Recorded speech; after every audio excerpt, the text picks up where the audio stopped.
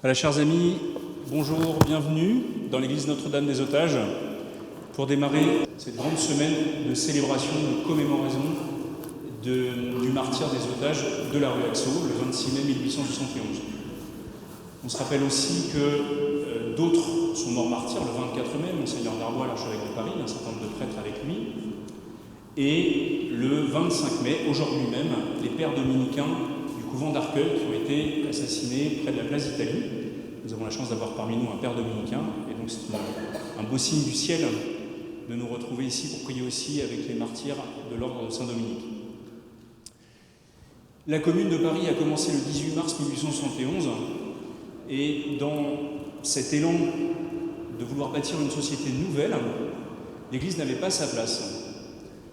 Et un certain nombre de personnalités de la Commune ont décidé, effectivement, dans la mesure du possible, d'évacuer l'Église de Paris. Ça s'est traduit par des emprisonnements, des fermetures d'églises, des profanations, mais aussi par des assassinats, comme ça a été le cas ici. Pour ressaisir ce qui va nous mener à notre grande marche samedi prochain, pour ressaisir tout le contexte, on a ici trois éminents spécialistes. D'abord le Père Jacques Benoît, merci Père Jacques d'être parmi nous, un historien reconnu, notamment dans le domaine du Sacré-Cœur de Montmartre. Jean-Pierre Denis, ancien directeur de la Vie, écrivain, journaliste, qui nous fait l'amitié d'être ici et d'animer cette table. Et enfin François Veyne, journaliste, membre du Saint-Sépulcre et auteur d'un livre qui va sortir prochainement sur le Père Henri Planchat, une des grandes figures des otages martyrs qui sont morts ici. Je vous laisse la parole pour nous permettre de ressaisir cet événement d'abord dans le grand contexte général et puis aussi de voir la petite histoire avec le Père Planchat. Merci Monsieur le curé. Donc je suis très heureux d'être entouré d'éminents spécialistes de ce sujet dont je m'étonnais comme journaliste, je dois dire, qu'ils n'apparaissent pas davantage dans le débat public.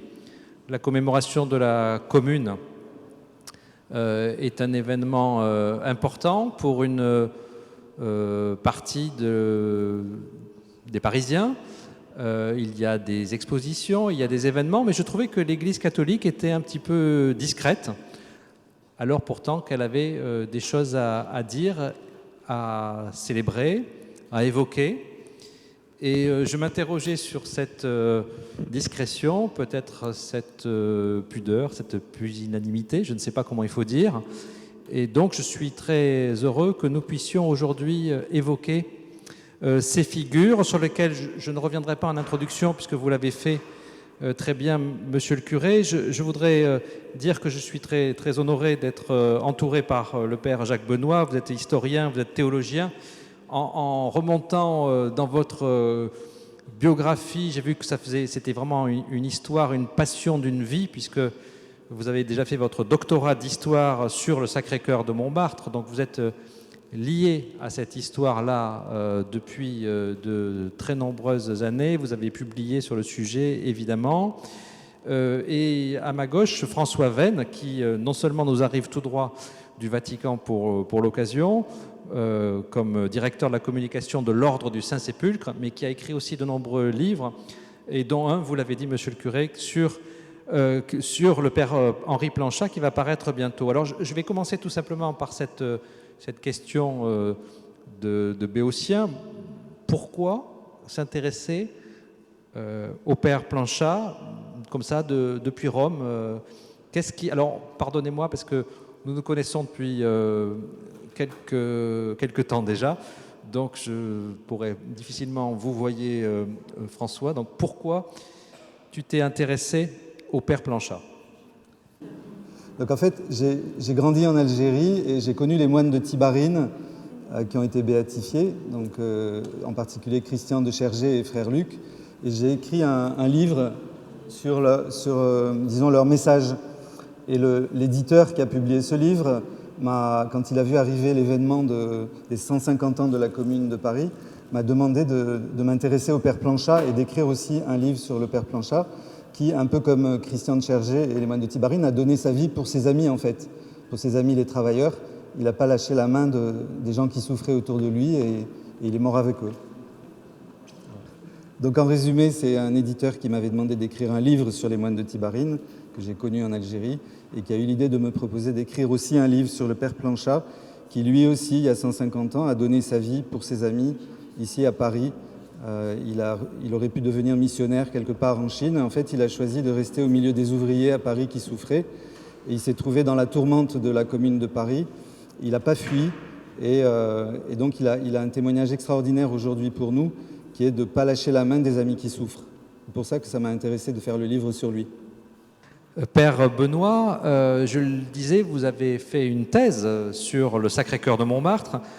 Donc c'est une passion, un intérêt ancien. Comment vous avez plongé dans cette histoire? Comment ou pourquoi? Je suis né à Montmartre et j'ai grandi avec Georges Clemenceau, Louise Michel, Adolphe Thiers, Léon Gambetta, qui ont vécu sur la butte Montmartre et au pied de la butte Montmartre. La bibliothèque Thiers, le Gambetta qui s'envole en ballon, Clemenceau et Louise Michel qui inaugurent le 18 mars. Et très tôt, à l'adolescence, j'ai voulu connaître ces personnages dont le nom était sur les murs et sur les frontons. Et dès l'adolescence, je me suis intéressé à cette époque, à cet épisode de l'année terrible. Car très tôt, j'ai compris que la commune, il fallait s'y intéresser, il ne fallait pas focaliser sur la commune. L'année terrible commence avec la guerre franco-prussienne. Il y a une exposition ici qui en montre l'intérêt dans les salles paroissiales, avec le Concile Vatican I, avec Pie IX, avec la prise de Rome et la naissance de l'Italie, avec les déclarations de la République le 4 septembre, toujours intrigué par ce boulevard de cette rue du 4 septembre 1870. Et donc, le siège de Paris aussi a été une épreuve terrible pour les Parisiens. Et là-dedans, la commune arrive comme, j'allais dire, un peu un cheveu sur la soupe. Voilà. L'usage qui va en être fait, et sur lequel on réfléchira prochainement, est considérable. Et donc, Jacques Benoît est né dans ce milieu de Montmartre où il y a cet événement dont on fait le 150e anniversaire, avec les autres événements de l'année terrible. Et puis, en 71, à 25 ans, j'étais au Sacré-Cœur de Montmartre et j'ai vécu intensément le centenaire de la commune et de l'année terrible. Et j'ai commencé à ce moment-là à étudier les textes de Marx et les textes des ecclésiastiques qui ont marqué l'époque.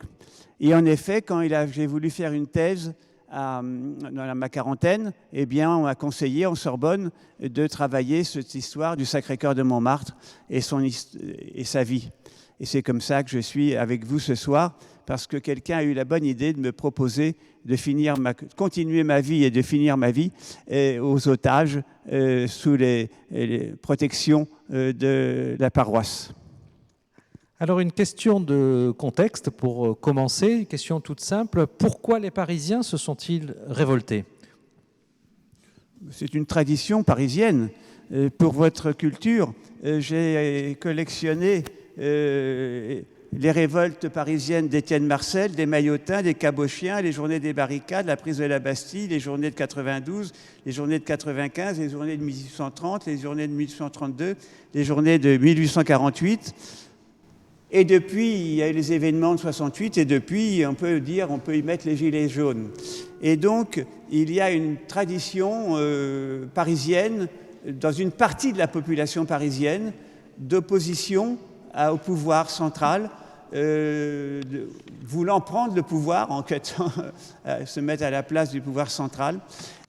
Et il y a la question de la justice sociale qui se pose dans la population parisienne d'une façon intensive, au niveau de la vie urbaine, où la promiscuité sociale souligne et durcit les rapports sociaux qui, dans la ruralité, la féodalité, peuvent être davantage, même s'il y a eu les jacqueries, il y a eu un adoucissement des rapports sociaux dans le monde rural, en province, mais dans le monde urbain, les rapports sociaux sont facilement exaspérés devant les impôts et devant les injustices et devant le pouvoir central qui impose à ces populations parisiennes, à certaines populations parisiennes, pas à toutes, hein, c'est une minorité qui se révolte toujours et qui donne le ton.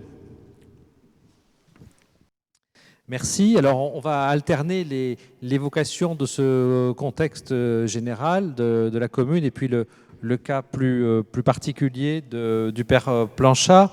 Alors, François, j'aimerais que tu nous évoques ce contexte dans lequel vivait le père Planchat durant la Commune de Paris, dans son quartier ouvrier, qui était le quartier de Charonne. Il y a un certain nombre de gens qui ne savent pas qui c'est le père Planchat. C'est le premier prêtre des religieux de Saint-Vincent-de-Paul. Et cette communauté des religieux de Saint-Vincent-de-Paul, elle s'est formée autour de quelques laïcs qui ont été très touchés de voir la misère des ouvriers à l'époque. C'était la révolution industrielle, les barons, disons, bourgeois exploitaient le peuple, etc.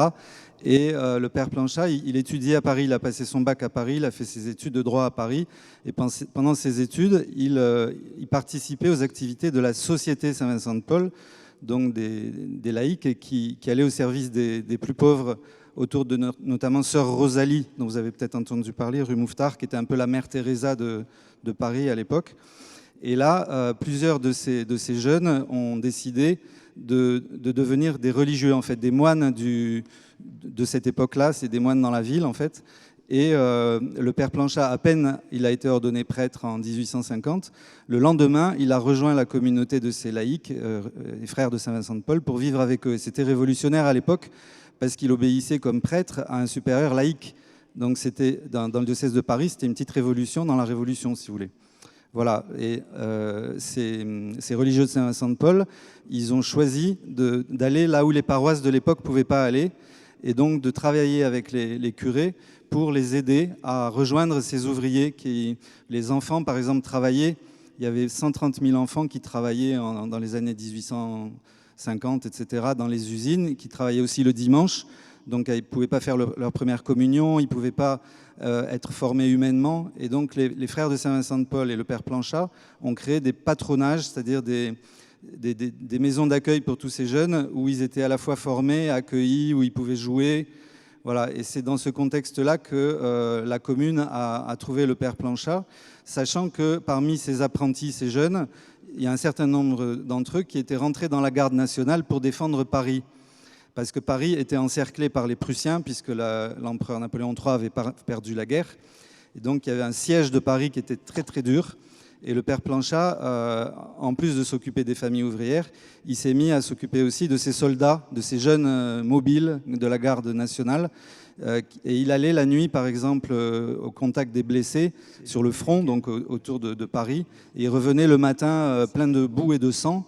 Il célébrait la messe. Et donc c'était vraiment un apôtre qui allait sur le terrain, si vous voulez. Et, il n'a jamais prêché dans une paroisse. Il était toujours chez les gens. Et c'est aussi son actualité aujourd'hui pour rejoindre ceux qui ne viennent pas dans nos églises. Et je veux juste dire un mot sur sa mort, parce que c'est important.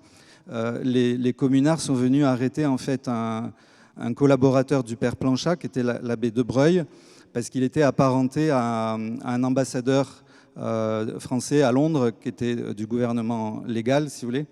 Et donc, il voulait le prendre en otage, cet abbé de Breuil. Et le père Planchat a dit au jeune abbé, qui l'accompagnait en général auprès des blessés sur le front autour de Paris, parce que c'était un ancien lieutenant de vaisseau, ce jeune abbé, il lui a dit « Va-t'en et ne me dis pas où tu vas, parce qu'ils vont venir t'arrêter, il ne faut pas que je puisse dire où tu es. » Et donc, il a été pris, on va dire, à la place de ce jeune prêtre, et il a été en prison avec d'autres prêtres jusqu'à donner sa vie donc ici, sur le territoire de cette paroisse.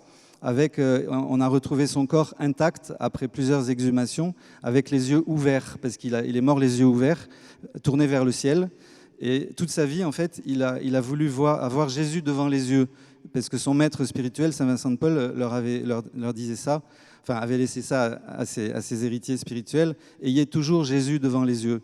Et lui, c'est ce qu'il a vécu en fait jusqu'à sa mort en voyant le Christ en mourant et en essayant de donner sa vie pour les gendarmes, pères de famille qui étaient là, qui allaient mourir avec lui.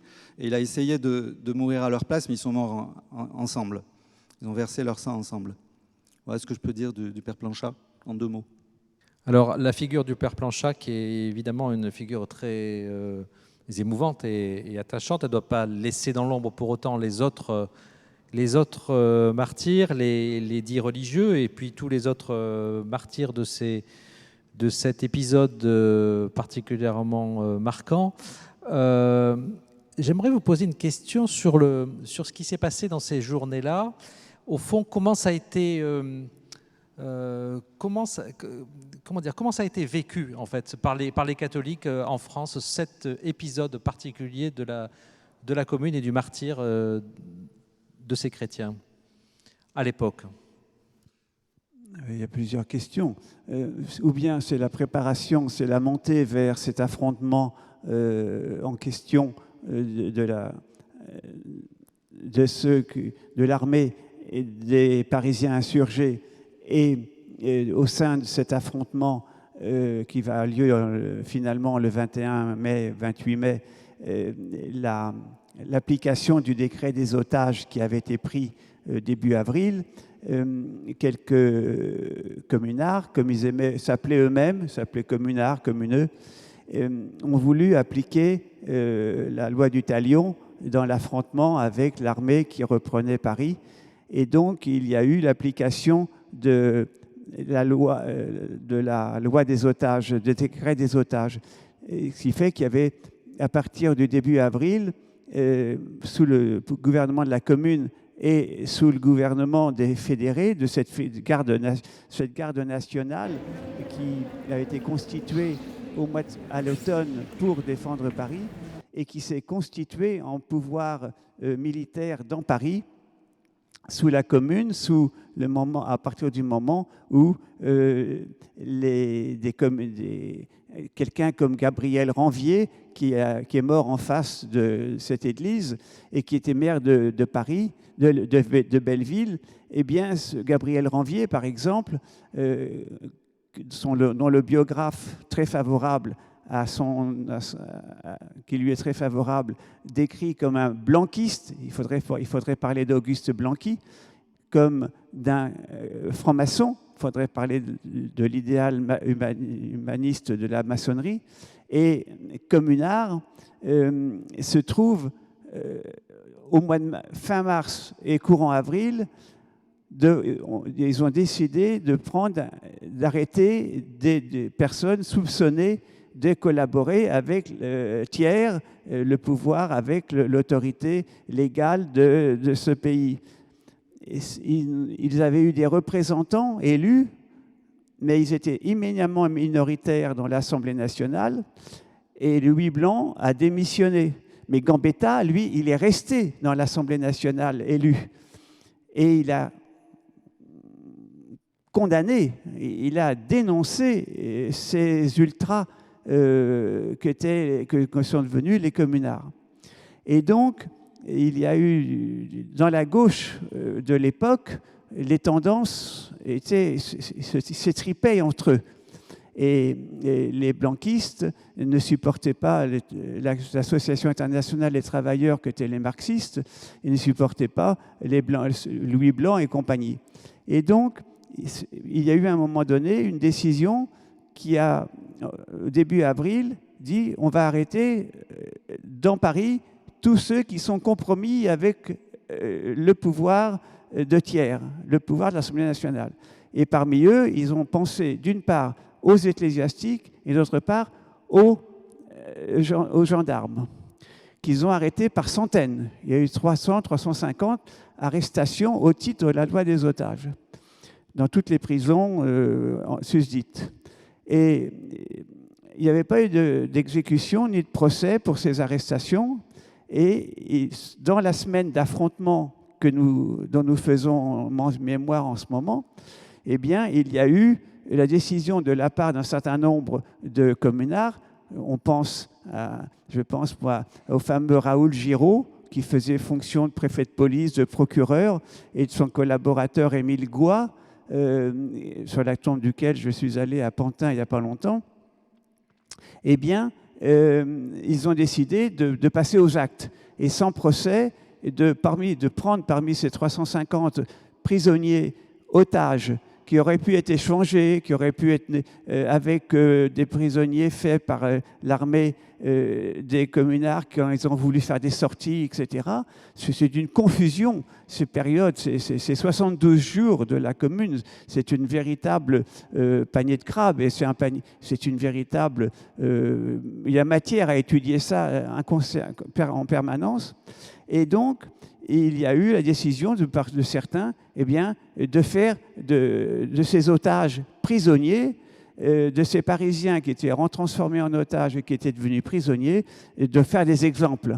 Et c'est comme ça qu'il y a eu, l'archevêque était pris à partie, et qu'il y a eu ce qu'ils appelaient des curés les cognes. Les cognes, c'était les gendarmes, et pris dans la nasse. Et comme ça qu'ils ont exécuté 24, 25, 26 des religieux et des représentants de l'autorité qui était l'autorité légale.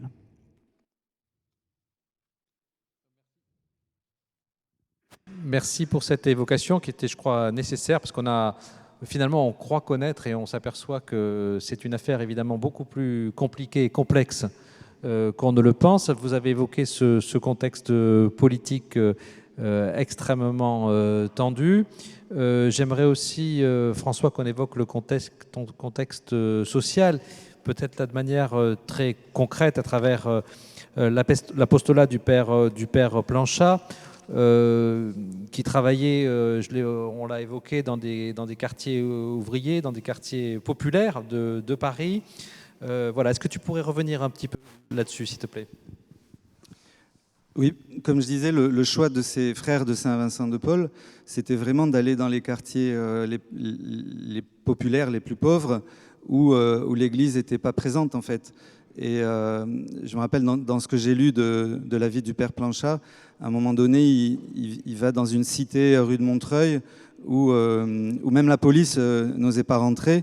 Et donc il devient ami avec une famille là, et la dame lui dit je ne savais pas ce que c'était un prêtre. Donc c'est vraiment des gens qui sont très loin, qui sont venus un peu de partout en France pour travailler, et qui n'ont pas de racines, qui n'ont pas d'éducation, etc. Et il a vraiment, avec ses frères de Saint-Vincent de Paul, travaillé à apaiser leur cœur, à les éduquer chrétiennement, à les aider matériellement. Donc ils avaient par exemple créé le fourneau de Saint-Vincent de Paul pour donner de la nourriture. C'était un peu un restaurant du cœur, si vous voulez. Des réalités très concrètes. Et dans la devise des frères de Saint-Vincent de Paul, il y a cette partie de la devise qui est importante, c'est montrer Jésus par nos œuvres, en fait. Donc c'est plus par la charité concrète qu'ils ont vécu cette révolution de l'Évangile. Moi, j'ai vraiment l'impression qu'ils ont été des précurseurs par rapport à la doctrine sociale de l'Église, parce que 20 ans après, il y a Rerum Novarum, vous savez, de Léon XIII, et qui est quand même vraiment un retournement important dans l'histoire de l'Église. Et je crois que le père Planchat et les frères de Saint-Vincent de Paul ont annoncé cette prise de conscience de l'Église, cette option préférentielle pour les pauvres, dont maintenant on entend parler souvent. Enfin, le pape François parle souvent des prêtres avec l'odeur des brebis, et le père Planchat, c'était un de ces prêtres de rue qui va vers ceux qu'on n'arrive pas à rejoindre, quoi. Et c'est ça son actualité, vraiment. Pour toi, donc, la commune, finalement, le rôle du père Planchat à l'époque de la commune, c'est finalement un événement précurseur, en réalité, qui annonce en fait le développement du christianisme de ces 150 dernières années. Le catholicisme social, parce qu'en fait, ils ont pris le parti de la charité. Ils n'ont pas voulu faire un choix politique. Ils sont restés neutres par rapport disons, au conflit qui se déroulait sous leurs yeux. Et eux, ils ont pris le parti de la charité, qui est le parti de l'Évangile.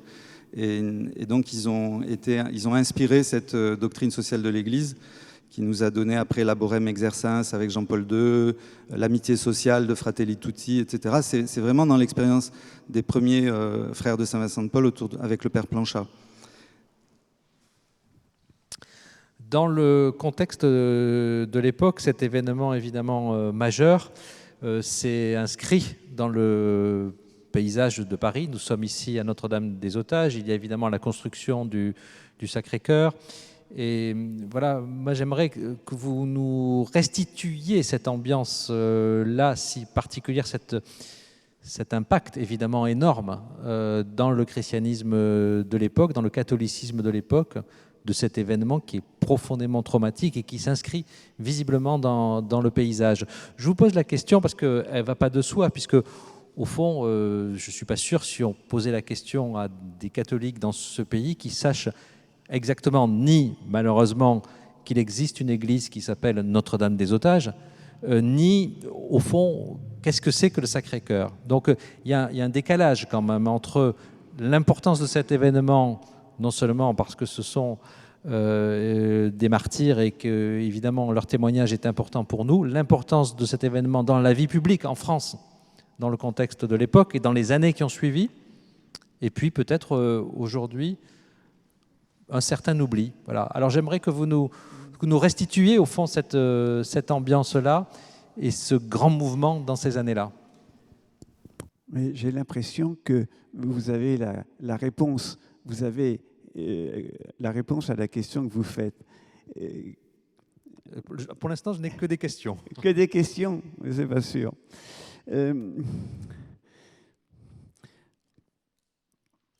Ce qu'on appelle la question sociale ne se pose pas uniquement à partir de 1871. La question sociale se pose tout au long du XIXe siècle, en France, en Angleterre, en Allemagne, pays industrialisés. La révolution industrielle commence en 1830. La machine...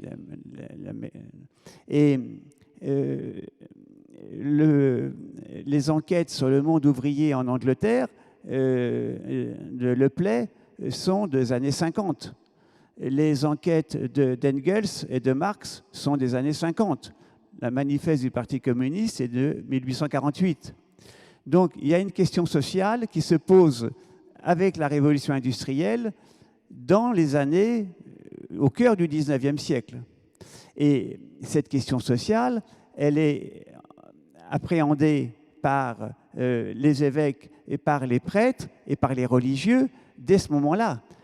Aux Anames et les conférences Saint-Vincent de Paul, c'est les années du monarchie de Juillet, c'est les années 1830, 1840.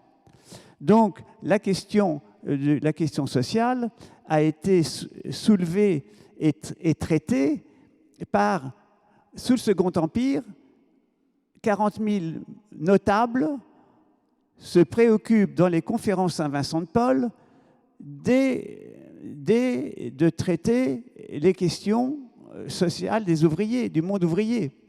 C'est une puissance sous le Second Empire. L'Église, avec ses laïcs, des confrères Saint-Vincent de Paul, ont donné une solution, une réponse, dans l'esprit de Frédéric Le Play, dans un esprit non pas d'affrontement des classes, comme le marxisme le fait, mais de collaboration dans les classes, ce qui est dénoncé par le marxisme.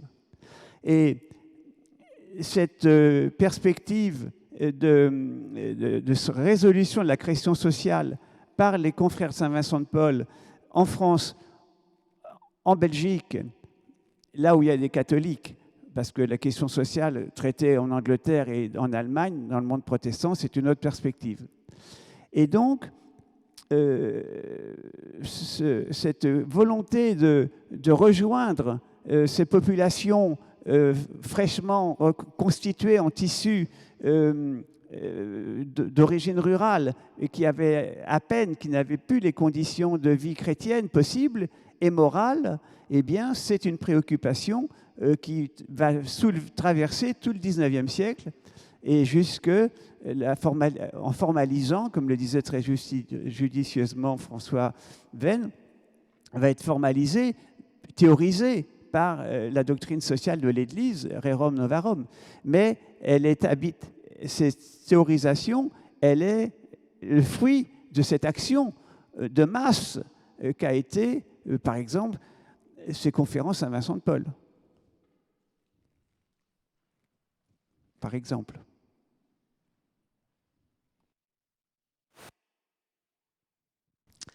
Alors après cette évocation de ce contexte de l'époque et de ce qui l'a provoqué, j'aimerais qu'on en arrive à l'actualité de cet événement, parce que si nous sommes là ensemble ce soir, c'est pas seulement parce que nous sommes férus d'histoire et que nous avons une curiosité, parce que peut-être on veut en savoir plus sur notre patrimoine, sur notre histoire catholique, mais c'est aussi parce qu'on se demande quelle en est son actualité.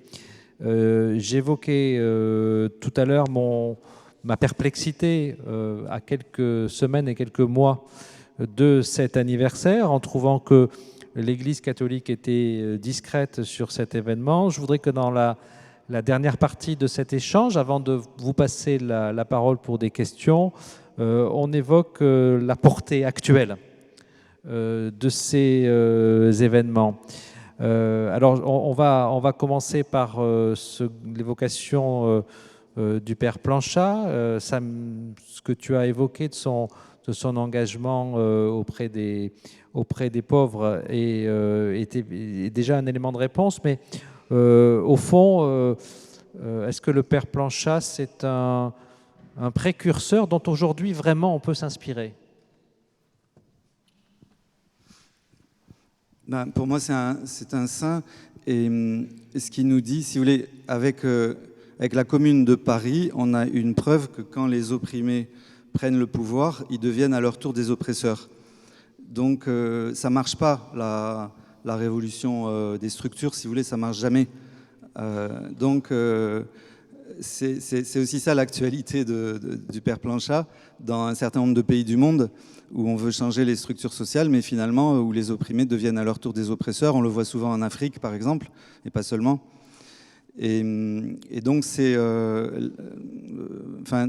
y a 2 jours, j'ai trouvé une citation de Benoît XVI qui était allé dans les Pouilles. Vous savez, il y a la mafia là-bas en Italie.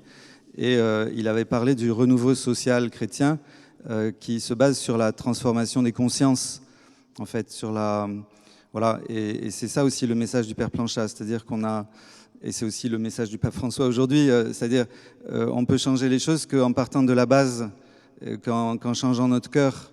Et c'est le message pascal de l'Église, quoi. Le Père Planchat est mort pendant la semaine, a été arrêté pendant la Semaine Sainte.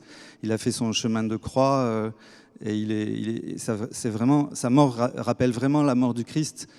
C'est tout ce chemin de croix qu'il a fait pour arriver jusqu'ici, jusqu'à la rue Haxo. Et donc c'est l'union de chaque chrétien à la passion du Christ qui change le monde. C'est ça le message, l'actualité du Père Planchat. Alors c'est l'actualité de la sainteté en fait. Hein. Et ça fait pas, c'est pas forcément facile à entendre, mais je crois que c'est vrai. Et il disait le Père Planchat il voulait continuer dans sa vie la passion du Christ, comme dit saint Paul. Et il disait « Soyez seulement fidèles à accomplir en vous ce qui manque à la passion du Christ ». Et en même temps, ils étaient très, très marqués, les frères de Saint-Vincent de Paul à l'époque, par le message de Notre-Dame de la Salette, parce qu'elle est apparue en 1846, au moment où les frères de Saint-Vincent de Paul se sont constitués en communauté. Et vous savez que la Vierge à la Salette avait été assez critique par rapport au clergé de l'époque. Elle parlait de cloaque d'impureté.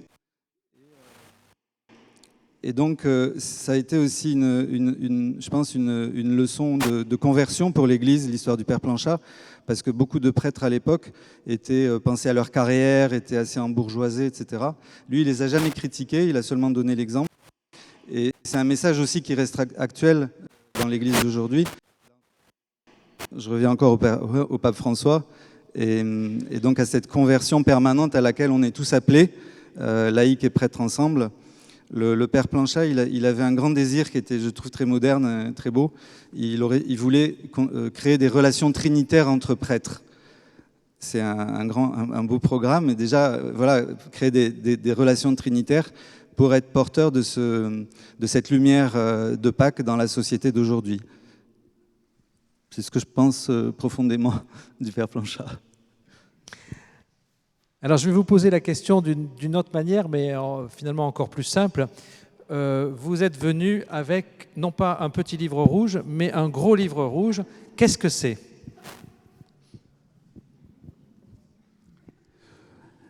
Le père Yvon Sabourin, jeudi soir, répondra à cette question. Je voudrais que vous y répondiez dès ce soir. Dès ce soir. Merci. Depuis 150 ans, les religieux de Saint-Vincent de Paul ont collecté les témoignages à propos de leur fondateur mis à mort sur ce terrain ici. Et il y a eu, à la fin du XIXe siècle, au début du XXe siècle,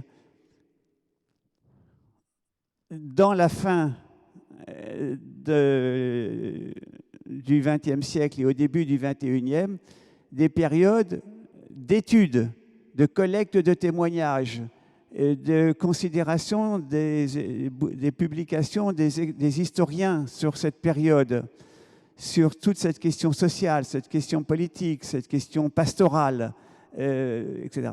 Et ces dernières années, ces études historiques et théologiques et spirituelles ont été mises par écrit, ont été mises bout à bout, ont été lues, relues, corrigées par des professionnels, par des gens de la congrégation de la cause des saints à Rome, et ils ont ramassé tout ça, ils ont collecté tout ça, et avec des photos et en latin, en italien et surtout en français, ils ont fabriqué ce bouquin qui a été, dans une commission historique et théologique de la congrégation de la cause des saints, examiné, vérifié et accepté, avalisé, en vue de ce que le patron de la congrégation de la cause des saints puisse demander au pape de reconnaître martyr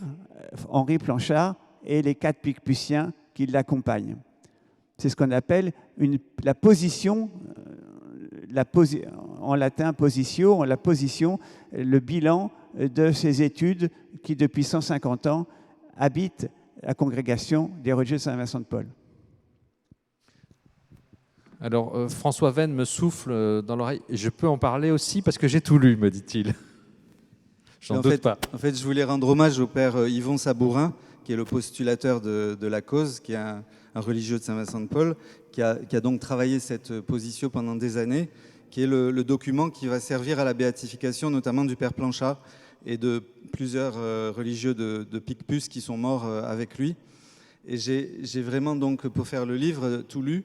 Et j'ai été émerveillé aussi par les témoignages des grâces qui ont été reçues après la mort du père Planchat, qui sont aussi dans la position.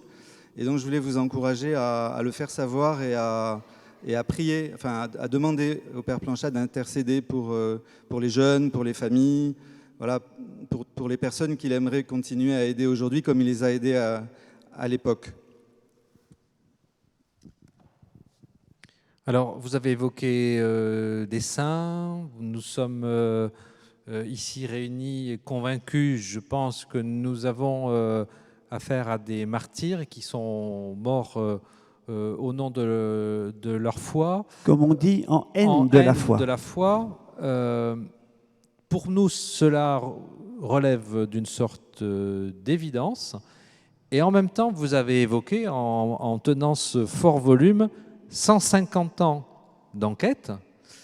Et je vais vous poser la question que je me suis engagé à poser, parce que quand j'ai annoncé que j'aurais le plaisir d'animer cette discussion ce soir sur les réseaux sociaux, quelqu'un m'a dit « Mais comment se fait-il que les martyrs du communisme soient béatifiés et que les martyrs de la commune ne soient pas béatifiés ou canonisés.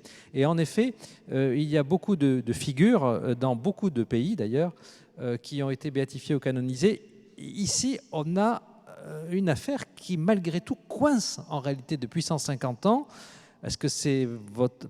Comment vous expliquez ça et qu'est-ce qui fait que ça peut se décoincer? J'ai été pendant 15 ans, à la demande du cardinal Lustiger, postulateur de la cause de béatification de Denis Affre, cet archevêque de Paris qui est mort, comme on dit, sur les barricades, au pied des barricades dans le faubourg Saint-Antoine en 1848, et de Georges Darbois. En effet, l'archevêque de Paris, Lustiger, a cette haute idée d'un épiscopat qui donne sa vie pour ses brebis. Et de même qu'il pensait au caractère dramatique de Jacques Fesch qui se convertit sur l'échafaud, en vue de l'échafaud. Et donc, le sujet qui m'intéresse en ce moment, c'est de comprendre ce qui s'est passé durant ces 150 ans. C'est pas tellement d'étudier... C'est le sens de ma question. C'est pas tellement d'étudier la commune, c'est labourer. Vous avez 150 histoires de la commune, de droite, de gauche, de haut, de bas, de tout. Je n'apporterai rien de nouveau sur les événements de la commune et sur l'année terrible. En revanche, la mémoire de ces événements qui a été vécue au temps de la République des Républicains, sous les années 80, anticléricales, au temps de la politique avec Léon XIII du ralliement à la République en France, au temps de la séparation avec Combes au début du XXe siècle, au temps de la Seconde Guerre mondiale, la Première Guerre mondiale et au lendemain de la Première Guerre mondiale, où 50 ans après, au niveau du diocèse, on s'est mis vraiment à se dire bon, il est temps maintenant de faire de boucler tous ces 50 ans des martyrs de la commune. Et il y a eu, dans les années 20, 30, ça a avancé, on a fait des reconnaissances de corps, on a fait les bilans des enquêtes au niveau diocésain, tout ça, ça s'est pas mal mis. Patatras, tout s'est arrêté par la Seconde Guerre mondiale. Et c'est repris dans les années 50. Les confrères Saint-Vincent de Paul, surtout, se poussent à la roue, mais il faut qu'ils drainent toutes les autres causes, les jésuites, les dominicains, les prêtres séculiers. Et que faire des gardes républicains? Et que faire des 4 policiers, agents secrets qui sont passés aussi à la trappe? Parce qu'il y a 85 otages fusillés le mardi 23, le mercredi 24, le jeudi 25, le vendredi 26 et le samedi 27, il y en a encore 4 qui sont fusillés, 3 ecclésiastiques et un laïc à la Roquette, barricade de la Roquette. Alors, c'est cette constellation de martyrs dans lesquels, comme on dit, eh ben, il y a à boire et à manger, il y a de la politique, il y a de la pastorale, il y a tout. Et quand dans les années 60-70, le dossier du XXe siècle allait être sur les rails pour partir à Rome, eh bien, les années 70 en France, il y a 50 ans, après 68, de nouveau, le cardinal Marty a dit on arrête les frais, on met sous le coude. Parce que la formule un peu qui n'est pas répétée sans cesse, mais il ne fallait pas faire pleurer Billancourt dans les années 70, parce que les otages, c'est quand même une pierre dans le jardin de la commune. C'est quand même pas à la gloire de la commune. Or, comme par ailleurs, dans la tradition marxiste, communiste, la commune est montée en épingle comme étant un des points forts. Marx en fait de considération. Lénine le considère comme un des tournants après la révolution de 89, 93, de 30, de 48, la révolution commune. 17 va apparaître comme le couronnement de la commune. Et Mao prend cette filière.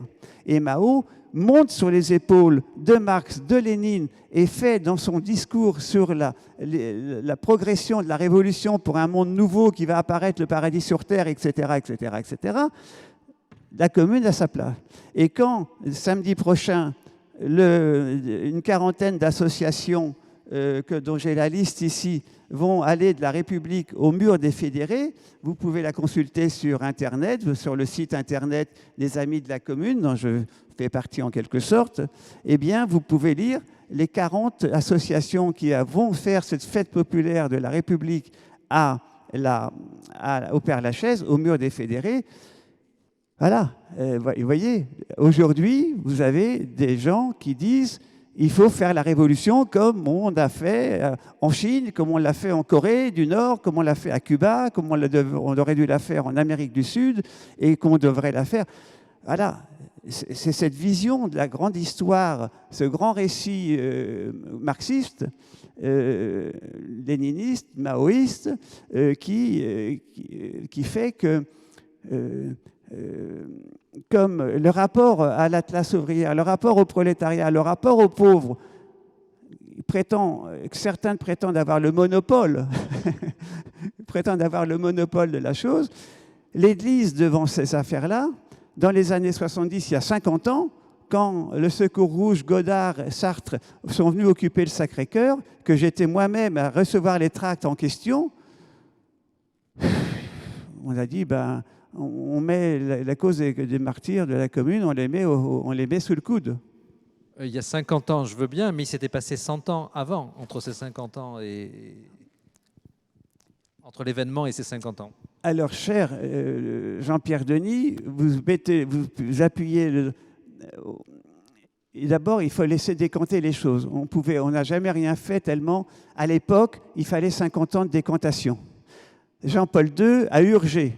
Et on a urgé avec Jean-Paul II, en disant, un peu à la manière orientale, à la manière des Grecs orthodoxes ou des Russes orthodoxes, il aura fallu aussi 100 ans pour béatifier Nicolas II et tout le monde. Et donc, dans les années 1920, après la guerre, l'Église de France était absorbée par la canonisation, la béatification des martyrs de la Révolution française. Ceux qu'on trouve aux martyrs des Carmes, les Carmes de septembre 92. Et donc, l'heure était dans un épiscopat qui était assez tendancieux au point de vue politique, parce que la pastorale toujours un peu mélangée avec la politique. On a béatifié et canonisé les martyrs de la Révolution. Et c'est comme ça qu'on a toute cette vague de la Vendée, de l'Anjou, de Paris et d'ailleurs. Et donc, ça vous occupe les années 20, 30 et les années 50, on arrive où c'est reparti et où on veut plus, on met ça sous le coude. La Compagnie de Jésus ne pousse pas à la rue, les dominicains ne poussent pas à la roue, ils décident en chapitre de ne pas actualiser ces problèmes, parce que c'était méli-mélo avec la politique.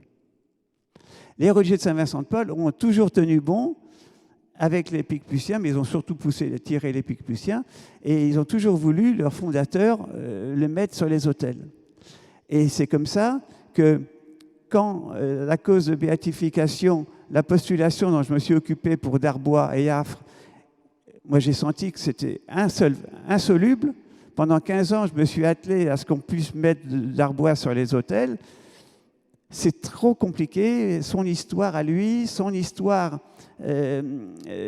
postérieure fait que moi j'ai dit au cardinal 23, je te donne ma démission. On n'arrivera pas à faire de Darbois un saint. Et c'est comme ça qu'il y a maintenant 10 ans, 12 ans, il a donné la liberté à chacun de faire ce qu'il voulait, et que les religieux de Saint-Vincent-de-Paul, paf, la cause étant non plus bloquée en tout avec Darbois, ils ont pu faire avancer uniquement en planchard. Merci, parce que je crois que c'était nécessaire pour comprendre pourquoi on est réunis ce soir, non pas en tournant autour du pot, mais finalement, si, d'une certaine façon, depuis 150 ans, on tourne autour du pot. Alors, question François Venn. Voilà, on a évoqué ces 150 ans. Est-ce qu'on se donne rendez-vous dans 150 ans pour la fin de ce processus de reconnaissance de ce martyr? Ou est-ce que, vous avez évoqué déjà la stratégie en fait, qui consiste à privilégier séparément la cause du père Planchat, ou est-ce qu'il y a réellement une perspective? Je ne sais pas si le fait que les cloches sonnent est de bon augure. En fait, bon, moi je parle en journaliste, c'est avec Monseigneur Darbois, c'est l'aumônier de l'empereur, c'est un sénateur de l'Empire, c'est un personnage politique. Il ne croit pas aux apparitions de la Salette, etc. Enfin, peut-être, mais... On refera un débat sur la Salette, alors, si vous voulez. Je pense que l'idée de Pie XII, c'était de les béatifier tous ensemble, et en fait, ils ne sont pas arrivés à se mettre d'accord. Et c'est vrai que c'est les frères de Saint-Vincent de Paul qui ont repris le flambeau pour le premier prêtre. En fait, leur fondateur, c'est Jean-Léon Le Prévost, qui était un laïc, comme je vous disais tout à l'heure, et qui est devenu prêtre après la mort de sa femme. Mais le père Planchat, c'est le premier prêtre de cette congrégation, et ils se sont vraiment battus avec beaucoup de foi et beaucoup d'énergie et pour reprendre le flambeau, et c'est eux qui tirent le traîneau. Voilà. Alors après, l'important, c'est pas que tout le monde soit béatifié, c'est que certains d'entre nous soient béatifiés pour nous donner envie de mettre nos pas dans les leurs. C'est pas un concours, comment dire, voilà. On cherche pas à avoir un prix. Et donc le père Planchat, c'est un témoin pour aujourd'hui qui nous dit ce que beaucoup d'autres ont vécu à l'époque et dont on ne connaîtra pas les noms. Mais par exemple, je voudrais dire, je ne vais pas défendre la commune, mais en lisant ce que j'ai lu, je me suis aperçu qu'il y avait des gens qui ne voulaient pas tuer les otages, en fait, des responsables de la commune, et que c'est quelques, j'allais dire, brebis galeuses fanatiques, blanquistes, donc qui étaient vraiment...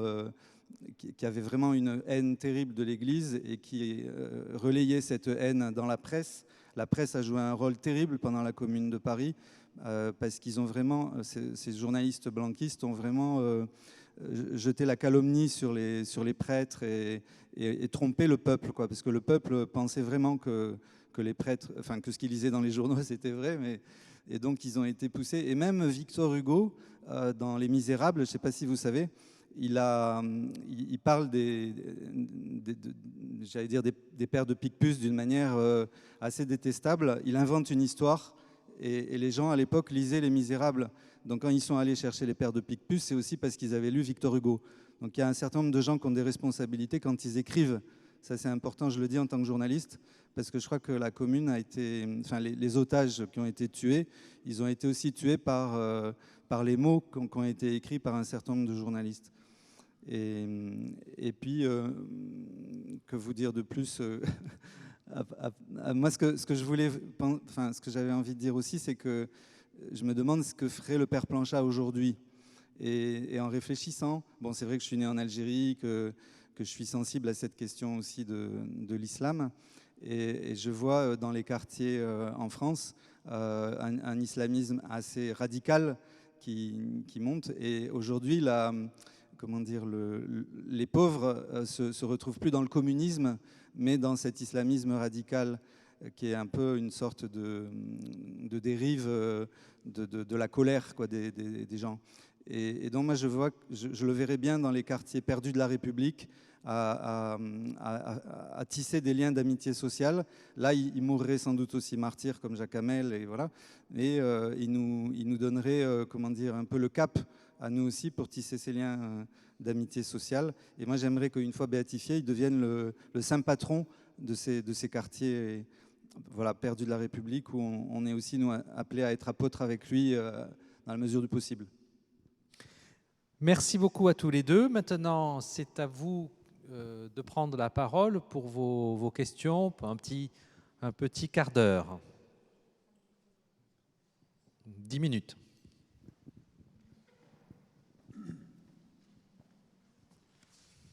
Monsieur.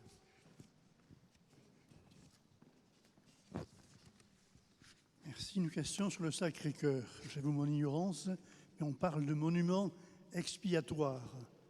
On l'a bâti pour expier les atrocités contre l'Église. Je crois qu'on ne sait pas quoi dire. Je crois que l'Église est très gênée par rapport à une parole pour les touristes et pour le tout venant, les gens qui vont sur la rigueur. C'est quoi ce monument? Voilà. Moi, j'ai une certaine honte, je ne sais pas quoi en dire. J'aimerais quelques mots clairs là-dessus. Merci. Cher monsieur, je vous remercie de votre question sur la notion d'expiation. Selon la célèbre formule qui est colportée partout, le Sacré-Cœur de Montmartre construit en expiation des crimes de la Commune.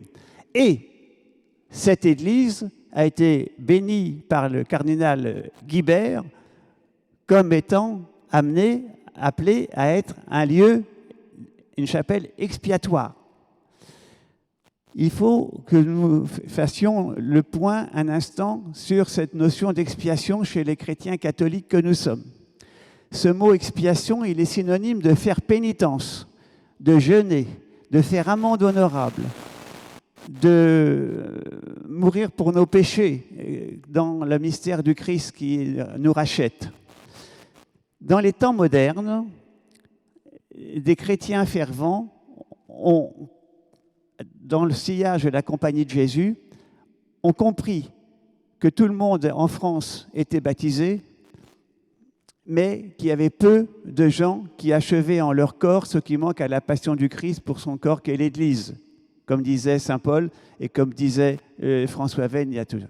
Le mystère de rédemption du monde en vue du royaume que le Christ a opéré en mourant pour nos péchés, en offrant sa vie pour nos péchés, sacrifié pour nos péchés, en expiant nos péchés. Il fallait que les chrétiens fervents, par la grâce du baptême et de l'Eucharistie, deviennent à leur tour, pour leurs péchés et pour les péchés des autres, et pour les péchés de l'institution dans laquelle ils appartiennent, deviennent soit des victimes, des martyrs d'amour, sauf s'ils ne sont pas par le sang, au moins qu'ils le soient par l'amour qu'ils mettent dans leur vie. Et donc, quand vous lisez la devise du Sacré-Cœur de Montmartre, la France offre ce sanctuaire en signe de pénitence, en signe d'expiation, en signe de rédemption, en signe d'amende honorable au Seigneur, fait confiance et reconnaît, pénitence, devota et grata, c'est écrit en lettres de 2 mètres de haut sur tout, même si c'est en latin, c'est compréhensible. Cette église, quand elle était chapelle du Sacré-Cœur, est dans le même esprit de pénitence, de confiance en Dieu et de reconnaissance pour les péchés que les chrétiens commettent en communion avec le Christ, qu'il est seul nous délivre de nos péchés, Dieu seul nous délivre, le Christ seul nous délivre, et dans la communion avec eux, avec le Père du ciel et Jésus, nous sommes appelés pour nous et pour ceux qui, bien que français, bien que catholiques, bien que baptisés, bien que ceux-ci sont ou pas à la hauteur, ou sont contre la foi chrétienne, eh bien, il faut faire pénitence. Voilà le message spirituel qui est toujours valable aujourd'hui.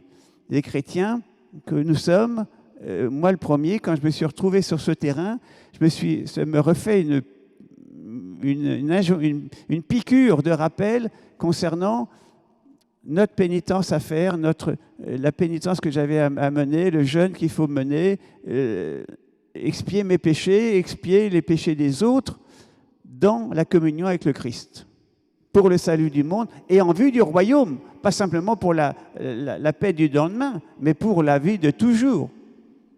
Merci pour cette précision en effet importante, parce que c'est une notion qui, en effet, peut être interprétée diversement. Une autre question ? Oui, très rapidement. Vous avez parlé de la question du procès de béatification et aussi du fait que la lenteur s'expliquait peut-être par un contexte politique compliqué. Mais au-delà de ça, puisque maintenant ça semble un peu plus apaisé du côté du clergé français, qu'est-ce qui coince encore? Qu'est-ce qui explique ces lenteurs? Qu'est-ce qui pourrait accélérer les dossiers de certains de ces martyrs? Et donc, très concrètement, comment ça marche? Est-ce que c'est une administration qui est lente et du coup il y a beaucoup de dossiers, donc ça bloque? Enfin, on aimerait comprendre un peu plus concrètement. Ah, vous aussi, hein, vous vous posez cette question. Vous voyez, moi, j'ai essayé de l'aborder un petit peu. Alors, qu'est-ce qui bloque encore? Allez, François. Moi, je ne sais pas ce qui bloque encore, mais ce que je sais, c'est que les frères de Saint-Vincent-de-Paul, enfin les religieux maintenant, parce qu'ils s'appelaient frères au début, et maintenant ils s'appellent religieux de Saint-Vincent-de-Paul. Enfin, cette congrégation fondée donc par Jean-Léon Le Prévost, ils ont essayé de convaincre les autres congrégations de travailler ensemble pour la béatification, mais c'est seulement les pères de Picpus, comme vous disiez, qui ont accepté. Donc c'est aussi une question de motivation des familles religieuses, si vous voulez. Les dominicains, les jésuites, voilà, les autres responsables de ces congrégations qui ont eu des martyrs n'ont pas forcément eu la même motivation que les frères de Saint-Vincent-de-Paul et que les pères de Picpus. Ça, c'est une raison objective. Une autre question? Quand vous dites les frères de Picpus, est-ce que c'est en relation avec le cimetière de Picpus où sont enterrés les morts de la Révolution de la guillotine? Donc c'est la même chose. Les religieux des Sacré-Cœur de Jésus et de Marie et les religieuses des Sacré-Cœur de Jésus et de Marie qui vivent depuis le début du 19e siècle dans le quartier de Picpus ont la garde du cimetière de Picpus où il y a la fosse commune des 1321 guillotinés de la place de la Nation, parmi lesquels il y a les Carmélites de Compiègne. Et c'est un bloc. Et c'est ces pères blancs et ces sœurs blanches qui sont pris à partie un peu par Victor Hugo dans Les Misérables. Jean Valjean voit la lumière la nuit parce que cette congrégation, dans le sillage de la Révolution, fait une prière expiatoire, pénitentielle de nuit, une adoration nocturne. Pour les péchés des catholiques qui sont jamais à la hauteur de la mission qu'ils ont reçue, et pour les péchés des autres, là où il n'y a pas d'amour suffisant. Voilà.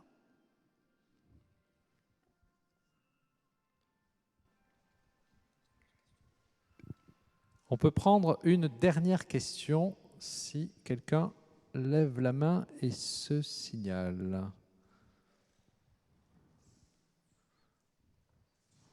Bon, eh bien, merci beaucoup pour vos interventions toutes les passionnantes à tous les deux. On a brassé évidemment beaucoup de choses à la fois du contexte de l'époque et puis de ces 150 dernières années. Puis on a essayé d'évoquer aussi un petit peu le futur. Donc c'était très ambitieux pour 1 heure. Merci d'être venus nombreux ce soir. Et merci à vous pour ces éléments passionnants.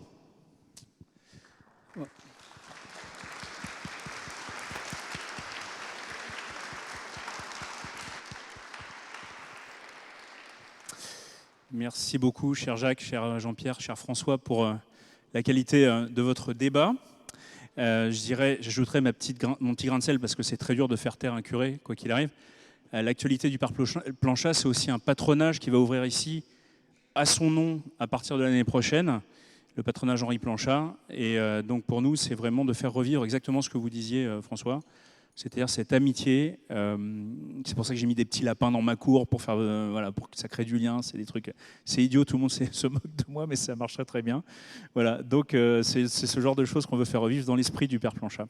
J'ai réussi à récupérer auprès du Père Sabourin d'ailleurs tout un manuel de sa pédagogie qui est très intéressant. Donc voilà. Alors un grand merci à vous. La semaine bien sûr continue. Demain nous avons la commémoration du martyr lui-même avec un après-midi entier de 14h à 18h de prière, de confession, d'adoration, de chapelet. Il y aura aussi la messe de Requiem à 18h en mémoire des otages martyrs. Jeudi, donc la conférence du Père Sabourin, après une visite au cimetière de Belleville pour honorer aussi les gendarmes qui sont morts très nombreux ici. Et puis, bien sûr, samedi, la grande marche de l'ancienne prison de la Roquette jusque ici même à 17h, rendez-vous square de la Roquette, pour faire le pèlerinage des otages en priant, en chantant, en remerciant le Seigneur pour leur vie donnée. Et dimanche 30 juin, l'archevêque de Paris, Monseigneur Aupetit, viendra célébrer la grand-messe de 11h ici même. Vous êtes tous cordialement invités, bien entendu. Ceux qui le désirent, après cette conférence, vous pouvez rester pour la dernière journée de la neuvaine. On a, dans notre paroisse, préparé tous ces événements par une neuvaine de prière aux otages et à Notre-Dame des Otages. Et donc, si vous le souhaitez, c'est le dernier jour de la neuvaine, vous pouvez le rester également. Vous êtes les bienvenus. Vous pouvez aussi contribuer financièrement pour aider notre paroisse. On n'est pas une grosse paroisse, c'est beaucoup d'événements organisés. Il y a des paniers à la sortie, si vous le souhaitez.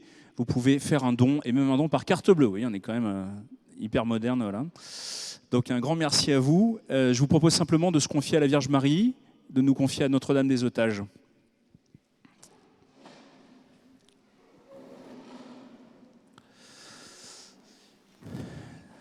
Sainte Mère de Dieu, toi qui es la mère des martyrs, toi qui es leur secours dans la détresse, nous te prions d'obtenir du Seigneur de nombreuses grâces par l'intercession des otages, d'obtenir leur béatification, d'obtenir vraiment cet esprit de sacrifice et d'amour qui a été vécu ici, et de le répandre dans les cœurs de tous les paroissiens et de tout notre quartier.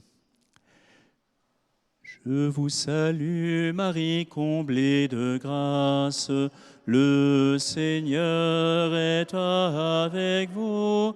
Vous êtes bénie entre toutes les femmes, et Jésus, votre enfant, est béni.